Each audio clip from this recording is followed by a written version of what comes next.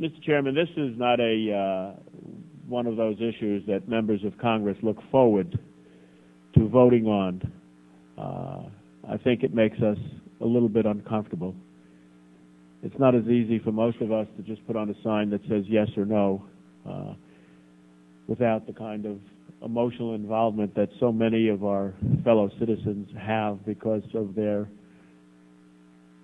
mother country from which they or their parents or ancestors might have come from. And there's an argument to be made, and you've cited most of them, Mr. Chairman, that have been already before us and we've already considered.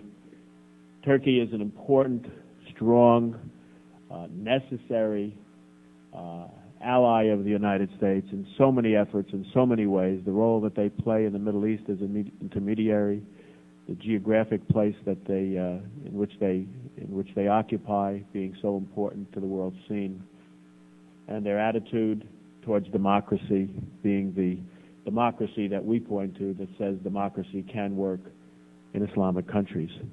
All of these are of great import to us. And then there's the argument of forgive and forget. Why don't we just ignore what so many have called to our attention and just let it go by the boards and not address it at all? But overriding all that, I think, Mr. Chairman, is the issue of justice and the issue of history and the issue of the historic record. It's like telling victims of a crime, well, it happened already, forget it. It's what kept rape victims quiet for so many years. It's what kept Holocaust survivors quiet for 40 years. You know, when you think about it, it was 40 years before Holocaust victims ever spoke up about the atrocities they experienced during the Holocaust.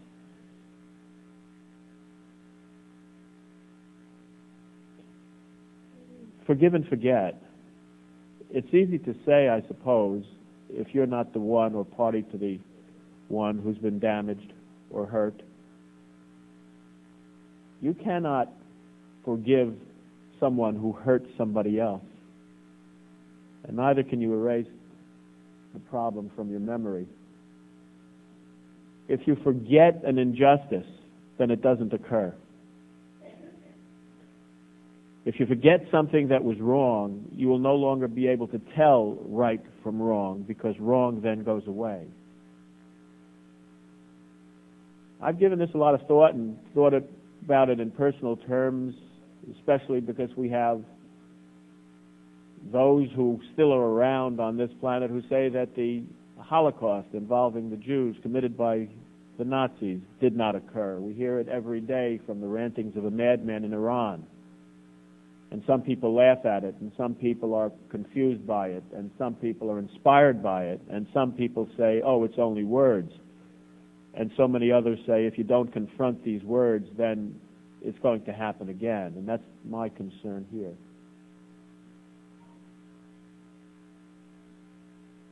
There are in this audience, as you have introduced, two constituents of mine, among others, I'm sure, each of whom are 98 years old, Mr. Chairman. There was one that was here last year who's no longer with us.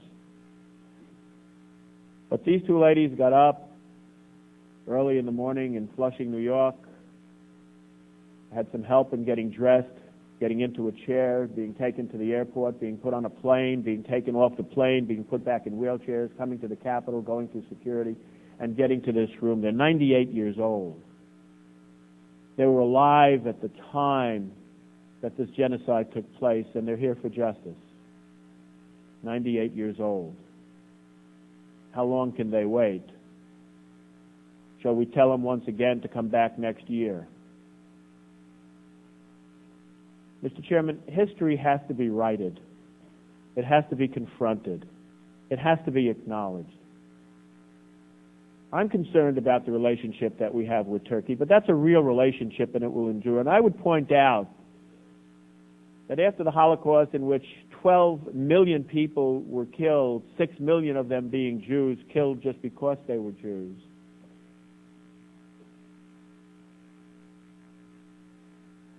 that this problem plagues us still.